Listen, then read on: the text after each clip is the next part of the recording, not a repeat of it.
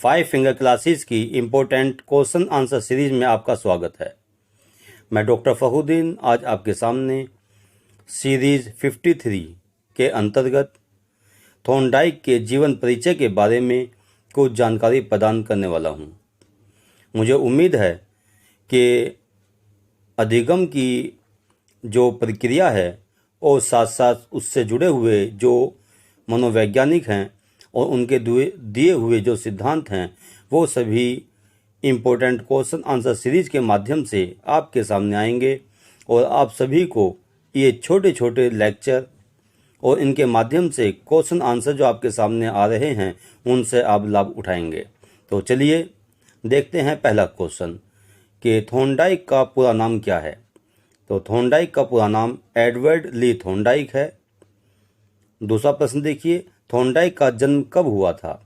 तो थॉर्नडाइक का जन्म 31 अगस्त 1874 को विलियम्सबर्ग मैसाचुसेट्स अमेरिका में तथा मृत्यु 9 अगस्त 1949 को मॉन्ट्रोसो न्यूयॉर्क अमेरिका में हुई थी। तीसरा प्रश्न आपके सामने है कि शिक्षा मनोविज्ञान का जनक किसे कहा जाता है। वेरी वेरी इंपॉर्टेंट क्वेश्चन आपके सामने है कि शिक्षा मनोविज्ञान का जनक थॉर्नडाइक को कहा जाता है। अगला प्रश्न है आपके सामने कि थॉर्नडाइक ने अपना कार्य मनोविज्ञान की किस शाखा से प्रारंभ किया था। तो थॉर्नडाइक ने अपना कार्य तुलनात्मक मनोविज्ञान, जिसको इंग्लिश में कंपैरेटिव साइकोलॉजी कहा जाता है, से प्रारंभ किया था। पांचवा प्रश्न है आपके सामने कि थॉर्नडाइक किस संस्था के सदस्य थे। तो थॉर्नडाइक साइकोलॉजिकल कॉर्पोरेशन नामक संस्था के सदस्य थे। छठा प्रश्न आपके सामने है कि थॉर्नडाइक ने मनोविज्ञान के किस संप्रदाय को विकसित किया था। तो दोस्तों और प्रिय छात्र छात्राओं, अमेरिका के मनोवैज्ञानिक और व्यवहारवादी थॉर्नडाइक ने मनोविज्ञान के प्रमुख संप्रदाय सहचार्यवाद एवं व्यवहारवाद, जिसको इंग्लिश में बिहेवियरिज्म कहा जाता है, को विकसित किया। सातवां प्रश्न आपके सामने है कि थॉर्नडाइक ने सर्वप्रथम किस पुस्तक की रचना की। तो थॉर्नडाइक ने सर्वप्रथम शिक्षा मनोविज्ञान एजुकेशन साइकोलॉजी नामक पुस्तक की रचना 1903 में की थी। आठवां प्रश्न देखिए कि थॉर्नडाइक की दूसरी पुस्तक कौन सी थी।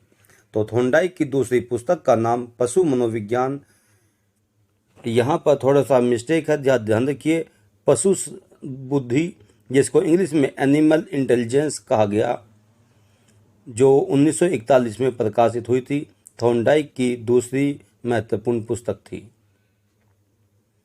नवा प्रश्न आपके सामने है कि थॉर्नडाइक ने किन अन्य पुस्तकों की रचना की।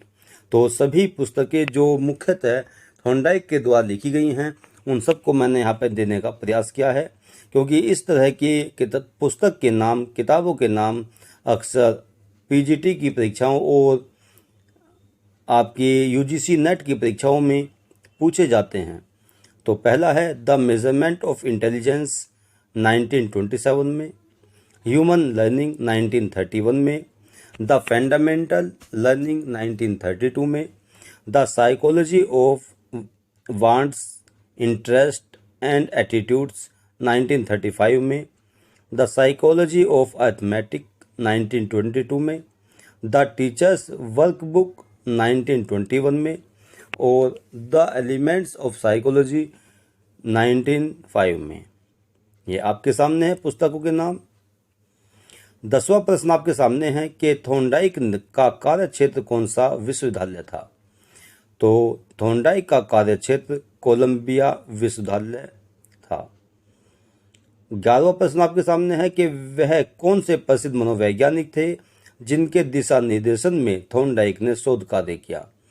तो उन प्रसिद्ध मनोवैज्ञानिक का नाम है जेम्स मैकिन केटल, और केटल के नाम से मैं समझता हूं कि आप सभी लोग परिचित होंगे।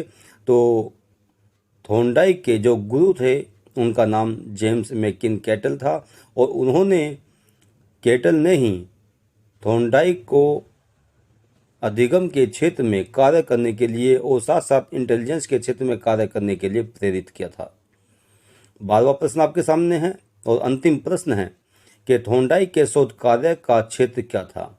तो थॉर्नडाइक के शोध कार्य का क्षेत्र पशु मनोविज्ञान या एनिमल इंटेलिजेंस था। कुछ किताबों में इसको पशु मनोविज्ञान लिखा हुआ है और कुछ किताबों में इसको एनिमल इंटेलिजेंस लिखा हुआ है, लेकिन जो थॉर्नडाइक की किताब है उसका जो शीर्षक है जो किताबों में दिया हुआ है वह एनिमल इंटेलिजेंस है। तो दोस्तों और प्रिय छात्र छात्राओं, ये सीरीज आपके सामने कम समय में ज़्यादा से ज़्यादा क्वेश्चन को कवर करने की कोशिश इसके माध्यम से की जाती है। तो मुझे पूरी उम्मीद है कि मेरा ये प्रयास आपको जरूर पसंद आएगा। साथ साथ एक महत्वपूर्ण बात ये भी है कि अब इस सीरीज में आपके सामने अधिगम की प्रक्रिया और साथ साथ अधिगम से जुड़े हुए प्रत्येक सिद्धांत, नियम और जितनी भी महत्वपूर्ण बिंदु हो सकते हैं वो सारे आपको धीरे धीरे इन वीडियो के 5 फिंगर क्लासेस के माध्यम से आपके पास तक पहुंचते रहेंगे। तो ज़्यादा से ज़्यादा शेयर कीजिए, लाइक कीजिए और सब्सक्राइब कीजिए 5 फिंगर क्लासेस यूट्यूब चैनल को। जय हिंद, जय भारत।